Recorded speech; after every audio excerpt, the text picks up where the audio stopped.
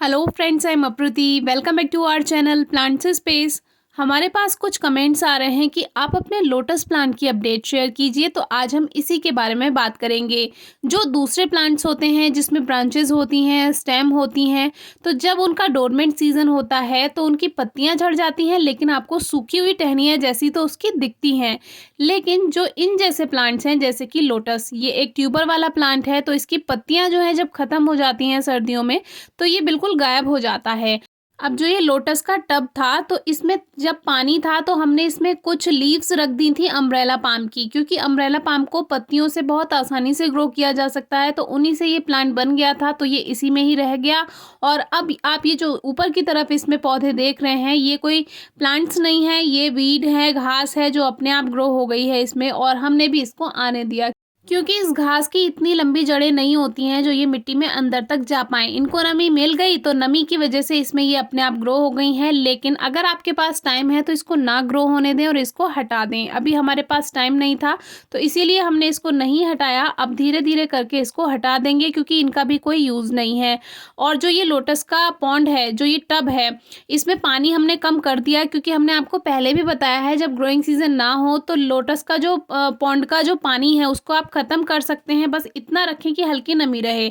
मिट्टी में अंदर बहुत नमी है, क्योंकि इसके जो ट्यूबर्स हैं वो सर्दियों में ग्रोथ नहीं करते हैं, चुपचाप होकर सो जाते हैं। पत्तियां ख़त्म हो जाती हैं, ट्यूबर्स अंदर हैं, तो वो ख़राब नहीं होते हैं। और जैसे ही स्प्रिंग सीजन आएगा, यानी फरवरी का समय शुरू होगा, अपने आप से इसमें न्यू लीव्स आनी शुरू हो जाएंगी। ये जो मिट्टी है, ये वही है जो एग्लोनिमा की हमने बदली थी मिट्टी। तो जब हम फरवरी से इसमें पानी बढ़ाना शुरू करेंगे तो ये मिट्टी वापस से इसी में ही डाल देंगे। और ये जो प्लांट है, जो अम्ब्रेला पाम का इसमें ग्रो हो गया है, इसको अभी निकाल कर अब दूसरी जगह भी शिफ्ट कर सकते हैं। लेकिन अभी सर्दियां हैं तो हम सोच रहे हैं इसको यहीं रहने दें। बस इसको निकाल कर आपको दिखा देते हैं कि इसकी रूट्स कितनी है। ये पत्तियां हमने टेम्परेरी ग्रो की थी, सोचा था जब प्लांट बन जाएगा तो इसको कहीं और शिफ्ट कर देंगे। लेकिन अगर आप चाहें तो लोटस का जो पॉन्ड होता है या टब होता है, उसमें आप इसको रख सकते हैं किसी दूसरे पॉट में लगाकर। तो जब सीजन आ जाएगा तो वो बात भी आपसे शेयर करेंगे, किस तरह से आप अम्ब्रेला पाम को अपने लोटस पॉन्ड के साथ या जो वाटर लिली प्लांट पॉन्ड है उसके साथ किस तरह से डेकोरेट कर सकते हैं। अम्ब्रेला पाम को आप इजीली कोई भी एक्वेटिक प्लांट के साथ डेकोरेट कर सकते हैं। बहुत आसानी से ये डेकोरेट हो जाता है, कम जगह में भी हो जाता है। कैसे, वो आपको सीजन आने पे हम बता ही देंगे। फिलहाल इसको निकाला, देखिए रूट्स ज़्यादा नहीं फैली हैं इसमें, क्योंकि अभी सीजन ऑफ होने से पहले ही हमने इसमें पत्तियां रखी थी, जो अब अच्छा सा प्लांट बनकर इसका तैयार हो गया। अब जो इसके ट्यूबर हैं, जो कमल के ट्यूबर हैं, वो अंदर मिट्टी में सेफ हैं। और सर्दियों में कमल के पौधे को आपको कोई देखभाल करने की ज़रूरत नहीं है। पानी है तो उसको कम कर दीजिए, क्योंकि अभी पानी की रिक्वायरमेंट भी नहीं है। मिट्टी में हल्की नमी रहेगी तो वो जो ट्यूबर्स हैं वो सेफ रहेंगे। बस मिट्टी सूखनी नहीं चाहिए, इस बात का आप ध्यान रखिएगा।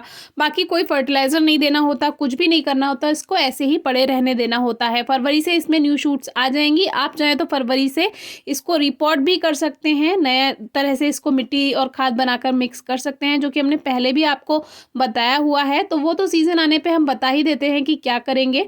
तो अभी अम्ब्रेला पाम को ऐसे ही रख दिया है, इसको कहीं ज़मीन में या पॉट में शिफ्ट कर देंगे बाद में। और ये जो ऊपर की घास फूस है, इसको सबको हटा देंगे। बाकी कुछ करने की ज़रूरत नहीं है, क्योंकि अभी प्लांट की पत्तियां भी नहीं हैं, ट्यूबर्स अभी रेस्ट कर रहे हैं, तो कोई केयर की अभी ज़रूरत नहीं है। इसीलिए हमने अपडेट आपसे शेयर नहीं की थी, क्योंकि जो लोटस प्लांट होता है उसमें कुछ खास देखभाल करने की सर्दियों में ज़रूरत नहीं पड़ती है।